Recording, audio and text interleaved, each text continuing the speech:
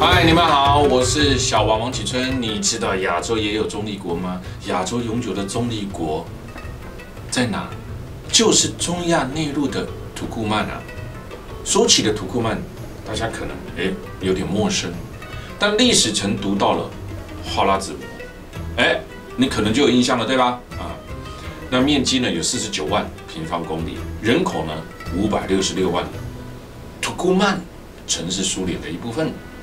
1991年苏联瓦解后，土库曼等5个中亚的国家它才独立。那神秘国度土库曼，哇，世界上最诡异的国家，它比北韩更封闭。封闭国家它排第3啊。那封闭的独裁仅次于北韩。石油不用钱，也是世界上最难入境的国家。自家的总统超级的自恋啊。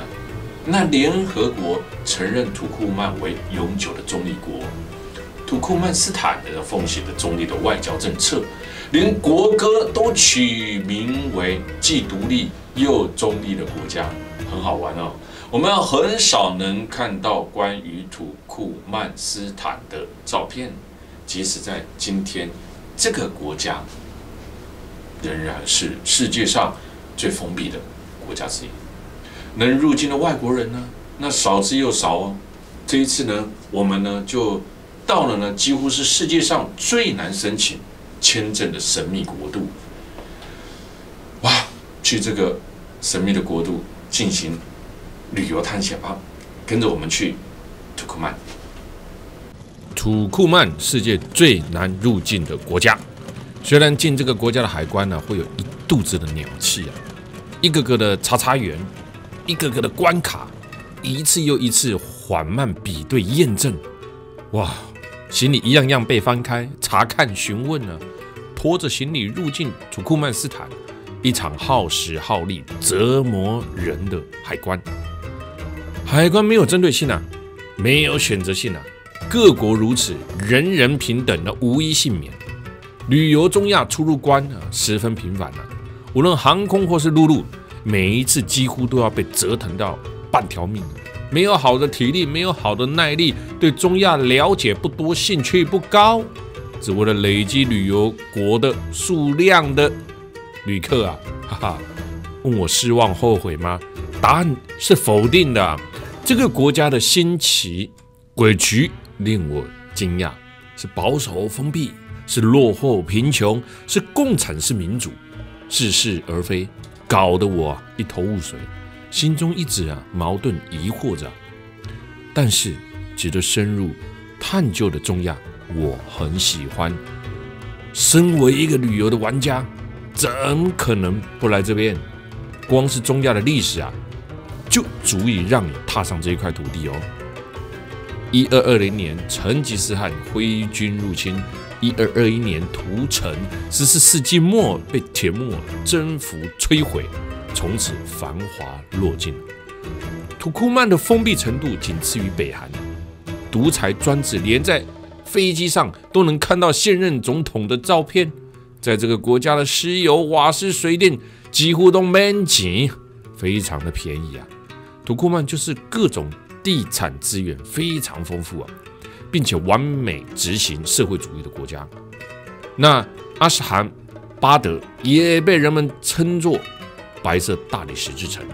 在这个城市的一块面积450万平方米的区域里，竟有543栋用来自伊朗的白色大理石装饰的新建筑因此它也被吉尼斯世界纪录评为世界上白色大理石建筑最多的地方。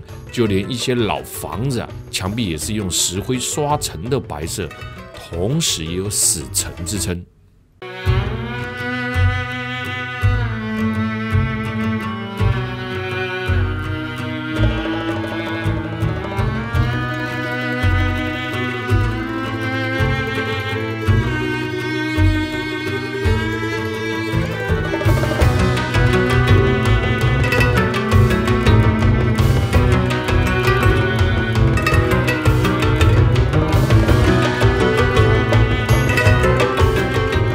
阿什哈巴德啊，在1948年经历了强烈的地震，整个城市就在3秒间毁掉2/3的人口死亡。有看到这些清洁人员吗？只要终身在这里啊，扫地20年就有公寓，愿意扫地30年就配有独栋别墅啊！哇，阿什哈巴德呢，为了让人民到工作场所方便，因此建立了非常发达的公车系统啊。车上都是清洁阿姨们为主啊，他们就很可爱的拿着扫把上车啊，搭去一个定点，扫着根本太干净的公园或者是水池啊。1991年，土库曼的从苏联独立后，由于土库曼的开国总统钟爱代表纯洁和幸运的白色，决心打造一座白色城堡。阿什哈巴德的白色大理石之城工程便就此展开了。尼亚佐夫在2007年离世后呢，阿什哈巴德也没有因此而变色哦。第二任总统接棒后，延续了这座白色大理石之城的工程。为了确保白色大理石城的纯洁啊，新城区内大部分的建筑都没有看到招牌，连门牌或门号也很少看到。政府更要求市民啊，一律啊把这个窗户啊换成了深色的玻璃，或者是遮盖窗户啊，也建着这个卫星天线或者是冷气外机啊置于室外，甚至呢不准在窗边晒衣服，生怕有什么多出来破坏白色画面的平衡啊。总统对白色的偏爱，除了整体啊，在这个建筑上啊，车辆也不能幸免啊。政府曾规定人们在室内啊只能使用白色的汽车啊，更禁止进口啊黑色车啊，人们都要把车子刷白啊。以我们看来啊，马路上也不只是白色车啊，偶尔也可以看得到其他颜色的车，但是占极少数。那司机就解释了，这是由于阿什哈巴德的天气酷热，夏天动辄40度以上，白色只是为了晒热。除了白色，还要洁白啊，车子要特地开到这个小车场洗白，司机要仔细抹干车身，反复确认不带一丝的灰尘亮反才可以开进阿什哈巴德。你说如果车子太脏，抓到有机会警告，甚至罚钱。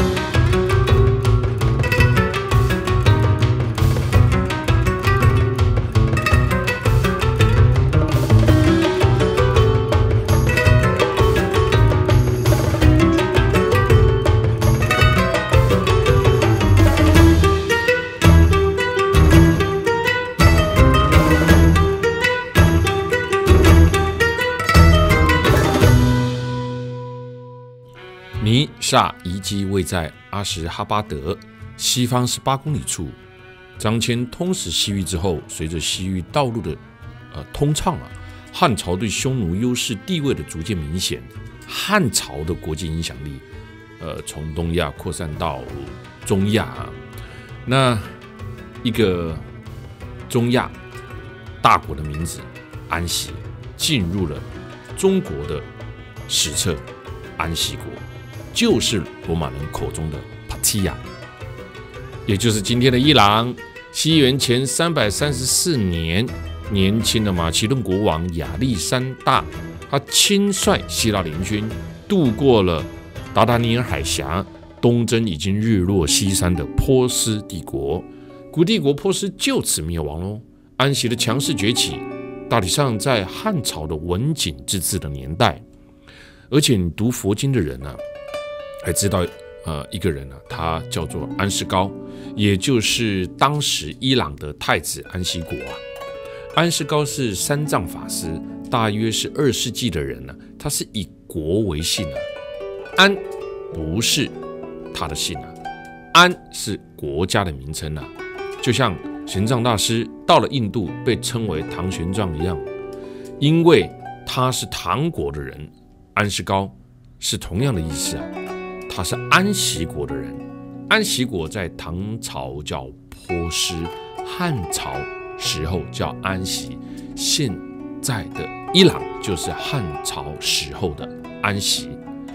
安世高听得懂鸟语啊，精通华语啊，是佛经汉译的创始人，也是将禅观带入中国的第一人。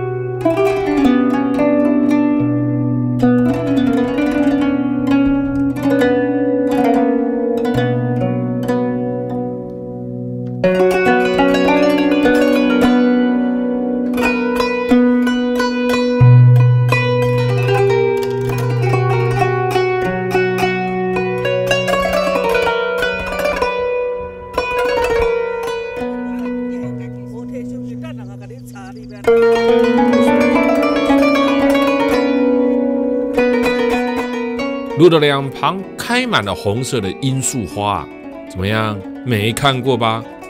这儿千万不要随便采回家啊！哇，蓝天绿地，再加上红色的罂粟花，超特别的景色啊！有山脉作为天然的屏障，让安息王朝成为了丝路上的重要贸易中心。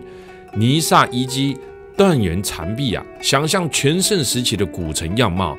这座陆续建造于西元前247年，一直到西元224年间的王朝遗迹啊，包括了2个不同形式的堡垒。由于风化的严重啊，专家对于最初这些结构用作于王宫还是圣殿，仍处于厘清的阶段了啊。2007年，遗迹呢被联合国文化组织宣布为世界遗产，并称为尼塞帕提要塞。而现在看到的这个白色的花，是我最爱的蒲公英哦。土库曼斯坦，古安息帝国的首都尼萨，当时中亚的商贸中心。安息帝国是一个由不同文化组成的国家，它在很大的程度上吸纳了包括了波斯文化、希腊文化以及其他地区文化的艺术啦、建筑啦、宗教啦、信仰等。安息王国灭亡后，13世纪的蒙古军入侵，用15天就把尼萨夷为了平地啊，从此这里就变成了一片废墟。尼萨遗址主体是土坯的建筑啊，历经了2000多年的风雨，能保存至今，实属不易啊。2002年，总统尼亚佐夫亲自提议下，由法国公司承建，造价约8600万美元。吉普恰克清真寺是中亚最具规模的清真寺，前总统尼亚佐夫本人死后也站在清真寺旁的陵墓。吉普恰克清真寺在规模上堪称中亚之首，可以容纳1万名的朝圣者。那清真寺呢，地处尼亚佐夫总统的家乡哦。这个该寺正门外另设7个入口，每个入口前均有拱门呢。那拱门呢，以梯形的瀑布呢来相隔开来。寺内地面铺着8角形的图案，面积为215平方米的巨型地塔，走进寺里就可以看得到啊。主寺外的4个宣礼塔高度为91米，象征了土库曼于1991年获得国家独立。很奇妙啊，中亚的国家为何都信仰着伊斯兰教？伊斯兰教最早是在西元7世纪传入土库曼斯坦的，但当时力量还很弱。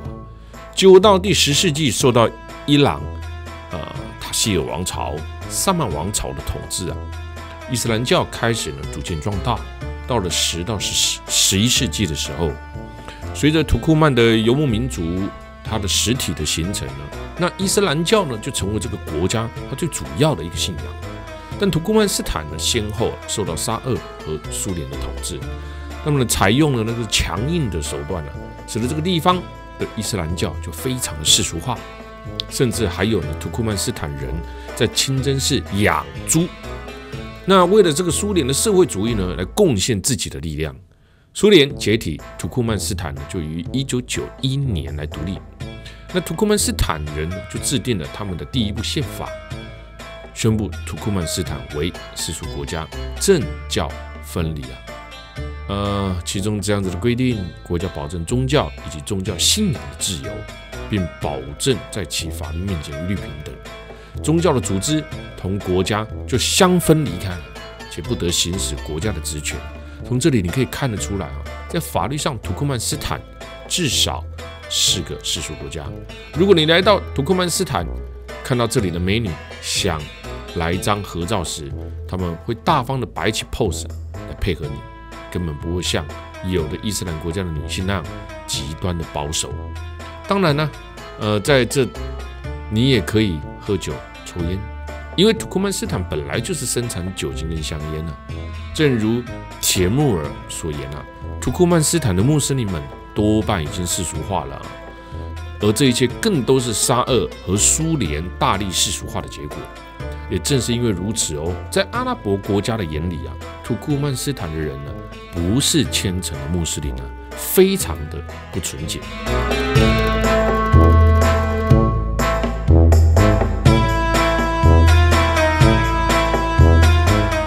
土库曼又被称为了中亚朝鲜的国家，却成为了2战后第一个亚洲唯一一个永久的中立国，且在首都阿什哈巴德更建有一座高达90多公尺的中立纪念碑，由3根座角撑起的中立纪念碑，这3根柱子更分别代表了独立、中立、民主、团结啊。这3种含义啊，在土库曼正式成为永久中立国后，不仅为土库曼带来了极大的成长外啊，也开启了什么国际外交的新视野，可以说是一项影响极为重大的决定。现今全世界仅有7个通过国际认定的永久中立国，包含了奥地利、芬兰、爱尔兰、马耳他、瑞典、瑞士、哥斯达黎加以及土库曼。而这个中亚5国中最神秘的国家，为什么会成为永久的中立国家呢？这一切的开始都要从1991年苏联瓦解讲起啊。1991年的时候，苏联解体后呢，中亚5国其实并不想自己独立啊，但在被迫独立的情况下，各个国家的境内仍然有这个俄罗斯的军队进驻，经济发展上也受到了俄罗斯各方面的影响。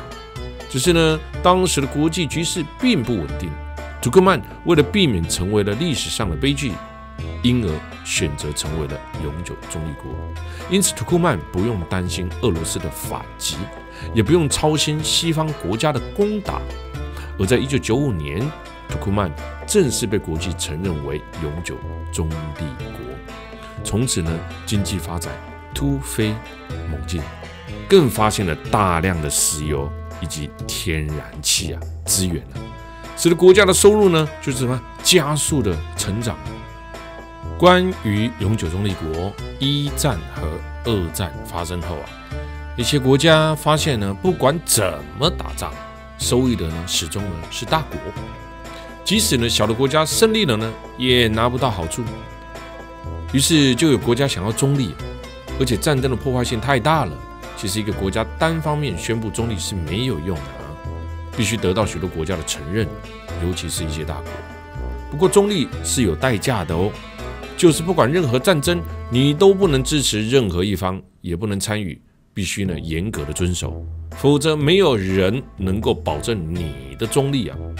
世界上有220多个国家和地区，每个国家都有自己国家的政策。那由于国家和国家的利益不同所以世界上有许多国家和地区一直存在着冲突啊。那但是有些国家呢，却不会有战争啊。不管世界你是怎么样他们都会安然无恙。这些国家就是中立国。